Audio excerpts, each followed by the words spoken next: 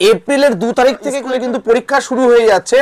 আর তোমরা অনেকবার আমাকে রিকোয়েস্ট করেছো যে স্যার যেহেতু আমাদের ফার্স্ট সামেটিভ রয়েছে 40 মার্কসের উপর ফিজিক্যাল সায়েন্স এবং ম্যাথামেটিক্সের কিছু সাজেশন দেওয়ার জন্য, তো আজকের ভিডিওতে কিন্তু আমি তোমাদের জন্য নিয়ে চলে এসেছি নবম শ্রেণী অর্থাৎ ক্লাস 9 এর ফিজিক্যাল সায়েন্সের কিন্তু সাজেশন। আগেই বলে রাখবো ফিজিক্যাল সায়েন্সের সাজেশন অর্থাৎ আমি যে কোশ্চেনগুলো তোমাদেরকে এখন প্রোভাইড করব এই কোশ্চেনগুলো হচ্ছে পরীক্ষার আগের দিন রাত্রেবেলা বা পরীক্ষার আগে যে সময়টা পাচ্ছ সেই সময়টা এই প্রশ্নগুলোকে বারংবার দেখে যাবে। তার কারণ আমি ভেবেই নেব যে জানুয়ারি ফেব্রুয়ারি মাস তোমরা যথেষ্টভাবে ফিজিক্যাল সায়েন্সের প্রত্যেকটি অধ্যায় তোমরা পড়াশুনো করেছো, টু দি পয়েন্ট প্রত্যেকটি চ্যাপ্টার বোঝার চেষ্টা করেছো। তাই এই চ্যাপ্টারগুলোর মধ্যে কোন প্রশ্নগুলো most important 5 star mark question, fabulous question for upcoming তোমাদের যে 40 মার্কস এক্সাম রয়েছে তার জন্য সেই রকমই কোশ্চেন কিন্তু আমি তোমাদের জন্য বাছাই করে আজকে তুলে ধরবো। তাই যারা পিডি স্টাডি সেন্টারকে ভালোবাসো, যারা প্রসূন স্যারকে ভালোবাসো, অবশ্যই ভিডিওটিতে একটা লাইক করে যেও। আর সাজেশন থেকে কতটা কমন আসলো পরীক্ষার হলে সেটাও কিন্তু পরীক্ষা শেষে অবশ্যই কমেন্ট সেকশনে জানিয়ে যাবে। তার কারণ আমাদের দেওয়া সাজেশন বা আমাদের দেওয়া প্রশ্ন কিন্তু বিফলে যায় না। যারা আগের বছর মাধ্যমিক পরীক্ষার্থী ছিল তারা অবশ্যই জানে। তো চলো কথা না বাড়িয়ে শুরু করছি তোমাদের সাজেশন ভিডিও। তো এবার ব্যাপারটা বোঝার চেষ্টা করো, পশ্চিমবঙ্গের বিভিন্ন স্কুলের সিলেবাস কিন্তু বিভিন্ন রকম, বাট আমরা পশ্চিমবঙ্গের মধ্যশিক্ষা পর্ষদের তরফ থেকে যে সিলেবাসটা প্রোভাইড করেছে সেই সিলেবাসের উপর কিন্তু বেস করে সাজেশন আমরা দিচ্ছি। তাই যাদের সাথে মিলে যাচ্ছে তারা অবশ্যই এই সাজেশনগুলো অবশ্যই দেখে যাবে। আমরা কোন কোন চ্যাপ্টারের উপর সাজেশন দেবো একটু বলছি। আমরা তোমাদের যে ফার্স্ট চ্যাপ্টার রয়েছে মেজারমেন্ট অ্যান্ড ইউনিট অর্থাৎ পরিমাপ এবং একক, সেখান থেকে সাজেশন দেবো। নেক্সট তোমাদেরকে আমরা যে সাজেশনটা দেবো সেটা হচ্ছে তোমাদের বল ও গতির যে চ্যাপ্টারটা রয়েছে সেটার থেকে দেবো, এবং তোমাদের পরমাণুর গঠন অর্থাৎ 4.1 এর যে চ্যাপ্টারটা রয়েছে সেখান থেকেও কিন্তু আমরা সাজেশন দেবো। তাই খাতা পেন নিয়ে বসে যাও আর তাড়াতাড়ি করে লিখে ফেলো যে কোন কোন কোশ্চেনগুলো তোমরা দেখে যাচ্ছ। প্রথমে চলে আসি পরিমাপ ও তার পদ্ধতি। আগেই বলে রাখি পরিমাপ ও তার পদ্ধতি এই যে চ্যাপ্টারটা সেখান থেকে কিন্তু অনেক শর্ট কোশ্চেন আসবে। তাই শর্ট কোশ্চেনগুলো কিন্তু পাঠ্য বইটা খুঁটিয়ে যদি না পড়ো আর যদি ভালোভাবে থিওরিটা ভালো না বুঝতে পারো তাহলে কিন্তু অ্যান্সার করতে পারবে না। তাও কোন কোন শর্ট কোশ্চেনগুলো দেখে যাবে বেশি বেশি একটু তোমাদেরকে বলছি। যে তিনটি মৌলিক একক দ্বারা গঠিত, ঠিক আছে, বা তিনটি একক দ্বারা গঠিত মৌলিক একক বা প্রাথমিক একক দ্বারা গঠিত একটি লব্ধ এককের উদাহরণ, এরম টাইপসের যে প্রশ্নগুলো হয়। ওজনের মাত্রীয় সংকেত, আচ্ছা, তারপরে তিনটি মৌলিক একক নিয়ে গঠিত একটি স্কেলার ও একটি ভেক্টর রাশির উদাহরণ, আচ্ছা, সাধারণ স্কেলের সাহায্যে সব থেকে কম কত দৈর্ঘ্যের মাপ আমরা অঙ্কন করতে পারি বা দাগ টানতে পারি, এইরকম টাইপসের কোশ্চেন। আচ্ছা, তারপরে কত ডিগ্রি সেন্টিগ্রেড উষ্ণতায় জলের ঘনত্ব সর্বাধিক হয়, ওজন বাক্সে বাটখারাগুলো কি অনুপাতে রাখা থাকে, লম্বন ভুল কাকে বলে। যে এই যে শর্ট প্রশ্নগুলো তোমাদেরকে আমি বলছি এই টাইপসের যেগুলো শর্ট প্রশ্ন তোমাদের রয়েছে এগুলো তোমাদের কিন্তু করে যেতে হবে। আলোকবর্ষ কাকে বলে, আলোকবর্ষ কি একক, মূল একক না লব্ধ একক, হ্যাঁ। তারপর সেখান থেকে আসে তোমাদের যে চন্দ্রশেখর লিমিট কি, চন্দ্রশেখর লিমিটের ব্যবহার কোথায় হয়, ঠিক আছে, আলোকবর্ষ কাকে বলে তো বলেই দিলাম। তো এখান থেকে এই যে শর্ট প্রশ্নগুলো বললাম, তারপরে তোমার সাধারণ তুলা যন্ত্রের যে কি কি গুণ থাকা দরকার, মানে ভালো তুলার একটা কি কি গুণ থাকা দরকার, সেখান থেকে সুবেদিতার ধর্ম কি, ঠিক আছে। তো এই টাইপসের কোশ্চেনগুলো তোমরা শর্টের জন্য দেখে যাবে। শর্টের যেহেতু সাজেশন হয় না, জাস্ট মৌখিকভাবে বললাম, তোমরা দেখে যাবে। আচ্ছা, ব্রড প্রশ্নের জন্য কি কি করে যাবে একটু বলছি, তোমরা দেখে নাও। তোমরা ব্রড প্রশ্ন পড়ে যাবে শুরু থেকে স্কেলার রাশি ভেক্টর রাশির পার্থক্য, আচ্ছা, তারপর করে যাবে হচ্ছে যে একক অর্থাৎ মূল একক এবং লব্ধ এককের মধ্যে পার্থক্য কাকে বলে, একক কাকে বলে, এককহীন রাশি কাকে বলে, প্রত্যেকটার উদাহরণ। আচ্ছা, এককের কি প্রয়োজনীয়তা রয়েছে এটা কিন্তু অবশ্যই দেখে যাবে, এককের প্রয়োজনীয়তা। আচ্ছা, এরপরে তোমরা যে কোশ্চেনগুলো দেখে যাবে সেটা হচ্ছে দারুণ কোশ্চেন যে ওজন বাক্সে বাটখারাগুলো 5:2:2:1 অনুপাতে রাখা থাকে কেন, এই কোশ্চেনটা মোস্ট ইম্পর্টেন্ট। আচ্ছা, 1 ফোঁটা কালির আয়তন মাপুনি চুঙের সাহায্যে কিভাবে মাপবে, মোস্ট ইম্পর্টেন্ট কোশ্চেন, পরীক্ষায় আসতে চলেছে এই প্রশ্নটা। 1 ফোঁটা কালির আয়তন তুমি মাপুনি চুঙের সাহায্যে কিভাবে মাপবে। তারপরে এই একই টাইপসের কোশ্চেন আছে, একটি 100 পৃষ্ঠার একটা বই দেওয়া হলো, তাহলে সেই বইয়ের পৃষ্ঠার একটি পৃষ্ঠার বেদ তুমি কিভাবে নির্ণয় করবে সেটাও দেখে যাবে। এই টাইপসের কোশ্চেনগুলো বারবার করে আসে। আর একটা প্রশ্ন আমি জানি না কেন মনে হচ্ছে যে এই প্রশ্নটা খুব আসার চান্স, গ্রাফ পেপারের সাহায্যে একটা অসম আকৃতির পাতের ক্ষেত্রফল কিভাবে মাপবে গ্রাফ পেপারের সাহায্যে। আচ্ছা, লিটারের সংজ্ঞায় 4 ডিগ্রি সেন্টিগ্রেড উষ্ণতা বা 277 কেলভিন উল্লেখ থাকে কেন, most important and fabulous question for upcoming 40 নম্বরের পরীক্ষা তোমাদের যেটা রয়েছে।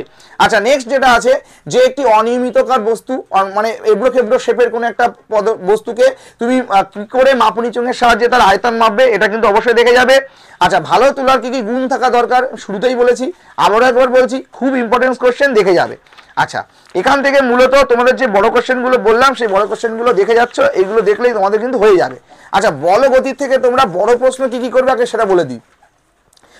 বলগতির থেকে তোমরা প্রথমেই আগে কি করবে, S equal to UT plus half of এটি square, V square equal to U square plus 2s, এই যে প্রমাণগুলো আছে এই প্রমাণগুলোকে কিন্তু আগে করার চেষ্টা করবে, জ্যামিতিকভাবে প্রমাণ করার চেষ্টা করবে এবং গ্রাফিক্যালি করবে। কিন্তু পরীক্ষায় কোনটা আসবে এক্সামিনার যদি কোনো উল্লেখ করে দেয় তাহলে তোমাকে কিন্তু সেই নিয়মেই করতে হবে, অন্য কোনো নিয়ম ফলো করলে কিন্তু হবে না, এটা মাথায় রাখতে হবে। আচ্ছা, ছোটখাটো যে সমস্ত প্রশ্নগুলো হয়, শর্ট প্রশ্নে তো সাজেশন হয় না, টুকিটাকি বলছি, বাট এই টাইপসের কোশ্চেনগুলো আসার চান্স, যে মনে করো পরীক্ষায় প্রশ্ন দিতে পারে যে এক ব্যক্তি 7 মিটার ব্যাসার্ধের একটি অর্ধবৃত্তাকার মাঠে পরিধি বরাবর এক প্রান্ত থেকে অপর প্রান্তে গেল, তাহলে ব্যক্তিটির সরণ কত হবে, অর্থাৎ ডিসপ্লেসমেন্ট কত হবে, ছোট অঙ্ক করে বের করার যে প্রশ্নগুলো হয় সেগুলো দেখে যাচ্ছ। আচ্ছা, এরপরে একটা প্রশ্ন আসতে পারে যে বেগ সময়ের যে লেখচিত্রের নতি সেটা কি নির্দেশ করে, খুব ইম্পর্টেন্স কোশ্চেন এই কোশ্চেনটা। আচ্ছা, তারপর ঘূর্ণন গতি কাকে বলা হয়, ঘূর্ণন গতি সম্পর্কিত যে সমস্ত আলোচনাগুলো তোমাদের বইয়ে রয়েছে সমস্ত আলোচনাগুলো কিন্তু অবশ্যই দেখবে। আচ্ছা, বলের বিভাজন কাকে বলে, সেখান থেকে সামান্তরিক সূত্র, ত্রিভুজ সূত্র অবশ্যই দেখে যাচ্ছ। আচ্ছা, এরপরে যেটা কিছু ট্রিকি কোশ্চেন, যে নিউটনের প্রথম গতিসূত্র থেকে কি কি জানা যায়, ঠিক আছে, নিউটনের দ্বিতীয় গতিসূত্র সেখান থেকে কি কি জানা যায়, তৃতীয় গতিসূত্র সেখান থেকে কি কি জানা যায়, এগুলো অবশ্যই দেখে যাবে। তার সাথে কিছু শর্ট প্রশ্ন থাকে, যে বলের পরিমাণবাচক সংজ্ঞা কোন সূত্র সাহায্যে বোঝা যায়, বা বলের বল পরিমাপের সমীকরণ, অর্থাৎ এফ ইকুয়াল টু যে মা, অর্থাৎ তোমরা এটা জানো যে এফ ইকুয়াল টু যে মা, এই সমীকরণটা প্রতিষ্ঠা আসতে পারে কি করে আসলো, বা এটা কোন সূত্র থেকে জানা যায় সেটা। আচ্ছা, এখান থেকে কিন্তু অঙ্কও দিতে পারে ত্বরণ বের করার, বা বল বলে দিয়ে সেখান থেকে ভর আর ত্বরণ বলে দিল, বল তোমাদের বের করতে হলো, এরকম টাইপসের কিন্তু অঙ্ক এখান থেকে আসতে পারে। আচ্ছা, এখান থেকে তোমরা দ্রুতি এবং বেগ এদের যে পার্থক্য সেটা দেখে যাবে। আচ্ছা, সমবৃত্তীয় গতি বলতে কি বোঝো, ঠিক আছে, এই প্রশ্নটা দেখবে। আর কি কি প্রশ্ন দেখে যাচ্ছে, একটু বড় প্রশ্ন একটু বলি। স্থিতিজাড্য গতিজাড্য এদের পার্থক্য, পাখি কিভাবে আকাশে ওড়ে বা বায়ু শূন্য স্তরে পাখি উঠতে পারে না কেন, এই টাইপসের কোশ্চেন। কামান থেকে গোলা বেরোনোর পর কামান পিছু হটে কেন। আচ্ছা, একটা দারুণ কোশ্চেন আছে, বলের পরম একক দুটির মধ্যে সম্পর্ক, খুব ইম্পর্টেন্স, বলের পরম একক দুটির মধ্যে সম্পর্ক, অর্থাৎ ডাইন এবং নিউটনের মধ্যে যে সম্পর্কটা ছিল সেটা প্রতিষ্ঠা করতে দিতে পারে, এটা খুব সাবধান। আচ্ছা, পরের একটা কোশ্চেন তোমাদের জন্য রেখেছি, যে রৈখিক ভরবেগের সংরক্ষণ নীতিটি লেখো এবং নিউটনের তৃতীয় গতিসূত্রের সাহায্যে এটার প্রমাণ করো, ঠিক আছে। পরের কোশ্চেন আছে, কোনো বস্তুর বেগ নেই কিন্তু ত্বরণ আছে, ব্যাখ্যা করো। দারুণ কোশ্চেন, কোনো বস্তুর বেগ নেই কিন্তু ত্বরণ আছে, ব্যাখ্যা করো। আর এখান থেকে তোমাদের যে প্রথমে যে শুরুতে বললাম সেই যে সূত্রগুলো, S equal to UT plus half of এটি স্কোয়ার, ভি স্কোয়ার সমান সমান ইউ স্কোয়ার প্লাস 2s, এদের যে প্রবলেমেটিক কোশ্চেনগুলো হয় সেই প্রবলেমেটিক কোশ্চেনগুলো কিন্তু অবশ্যই দেখে যাবে, এখান থেকে কিন্তু প্রবলেম দেবে। এবার চলে আসি তোমাদের 4.1 অর্থাৎ তোমাদের পরমাণুর গঠন থেকে কোন কোন কোশ্চেনগুলো তোমাদের করতে হবে একটু দেখে নাও বা শুনে নাও। পরমাণুর গঠন থেকে তোমরা যেটা দেখে যাবে সেটা হচ্ছে প্রথমে ক্যাথোড রশ্মি আবিষ্কারের যে গল্পটা ছিল সেখান থেকে কিন্তু শর্ট কোশ্চেন দিতে পারে, যে উইলিয়াম ক্রুক্স কি নামকরণ করেছিলেন, যে স্টোনি ছিলেন, যে এই স্টোনি নামকরণ করেছিলেন কি, নিগেট্রন কার আবিষ্কার, এই যে ছোটখাটো প্রশ্নগুলো হয়, থমসনের পরমাণু মডেল সম্পর্কিত বর্ণনা। বাট এখান থেকে ইম্পর্টেন্ট কোশ্চেন যদি তুমি আমাকে জিজ্ঞাসা করো, আমি তোমাকে বলবো রাদারফোর্ডের পরমাণু মডেলের ত্রুটি কিন্তু পরীক্ষায় আসতে চলেছে, রাদারফোর্ডের পরমাণু মডেলের ত্রুটি অবশ্যই দেখে যেও। আচ্ছা, এখান থেকে তোমরা দেখে যাবে আইসোটোপ, আইসোটোন, আইসোবার। আইসোটোপকে কিন্তু সমস্থানিক বলা হয়, এই আইসোটোপ কাকে বলে, এদের কিন্তু উদাহরণ, এটা অবশ্যই দেখে যাচ্ছ। আচ্ছা, তারপর তোমরা এখান থেকে দেখে যাবে আয়নাইজেশন শক্তি কাকে বলে। আচ্ছা, পরমাণু ক্রমাঙ্ক, ভর সংখ্যা, এখান থেকে যে টাইপসের অঙ্কগুলো দেয়, যে এক্স একটি মৌল, মনে করো যা আণবিক ক্রমাঙ্ক এ এবং ভর সংখ্যা বি, তাহলে এদের মধ্যে থেকে প্রোটন সংখ্যা কত, ইলেকট্রন সংখ্যা কত, এদের পরমাণু ক্রমাঙ্ক কত, ভর সংখ্যা কত, এই টাইপসের কোশ্চেন কিন্তু এখান থেকে দেয়। আমি এ বি দিয়ে বললাম, সেখানে কিন্তু কোনো সংখ্যা দিয়ে দেবে, তাই এই টাইপসের অঙ্কগুলো কিন্তু দেখে যাবে। অঙ্ক তো বলা যায় না, বলতে হবে প্রবলেম, এই প্রবলেমগুলো কিন্তু অবশ্যই দেখে যাবে। আচ্ছা, আরও তোমাদের এখান থেকে যে কোশ্চেনগুলো হয়, যে তেজস্ক্রিয়তা আবিষ্কারটাকে, তেজস্ক্রিয়তা আবিষ্কারের যে গল্পটা আছে সেটা একটু দেখে যাবে, বর্ণনা করতে দেবে না, বাট কোনো সময় যদি মনে হয় ওখান থেকে একটা কোশ্চেন দিয়ে দিল, আলফা বিটা গামার পার্থক্য, ভেদন ক্ষমতা অনুযায়ী সাজাও, বা গ্যাসকে আয়নিত করার ক্ষমতা অনুযায়ী সাজাও, ঠিক আছে। আচ্ছা, তেজস্ক্রিয়তার একক কি, তো এই টাইপসের কোশ্চেনগুলো কিন্তু এখান থেকে দেখে যাবে। এবার তোমাদের জন্য বলে রাখি, এতক্ষণ ধরে আমরা তোমাদেরকে যে কোশ্চেনগুলো বললাম সেই কোশ্চেনগুলোর কিন্তু আমাদের নিজস্ব তৈরি পিডিএফ কিন্তু আমরা লঞ্চ করেছি অলরেডি। তোমাদের যাদের মনে হচ্ছে উত্তর সহ প্রথম অর্থাৎ 40 নম্বরের জন্য আমাদের যে স্পেশাল পিডিএফ রয়েছে যেখান থেকেই সব প্রশ্ন হুবহু কমন আসবে, সেটা যদি তোমাদের নিতে ইচ্ছা করে অবশ্যই ডেসক্রিপশনে দেওয়া এবং ডিসপ্লেতে দেওয়া যে নাম্বার সেটা কিন্তু যোগাযোগ করো, হোয়াটসঅ্যাপ করো, আর সেখান থেকে তোমরা কিন্তু কালেক্ট করতে পারো। আগেই বলছি যাদের প্রয়োজন তারাই নেবে, এগুলো কিন্তু ফ্রিতে না, কস্ট আছে অর্থাৎ পেইড আছে। তাই আগের থেকে বলে দিচ্ছি, SMS করবে তারপর বলবে যে স্যার এখানেও টাকা, অবশ্যই, তার কারণ এগুলো করতে গিয়ে আমাদের টিমেদের ছেলেমেয়েদের প্রতিনিয়ত কাজ করতে হয়, তাদেরকে আমাদের কিছু অর্থ প্রদান করতে হয়। তাই এই সামান্য অর্থ, বেশি কিছু না, সামান্য অর্থের জন্য কিন্তু আমরা এই পিডিএফ গুলো তোমাদেরকে দেবো। তোমাদের যদি মনে হয় তবে নেবে, তবে SMS করবে, যার প্রয়োজন নেই সে ভিডিও দেখো, এখান থেকে কোশ্চেনগুলো টুপে নাও, এগুলো বই থেকে পড়ে যাও, এগুলোই পরীক্ষায় আসবে, আমরা কথা দিয়ে গেলাম।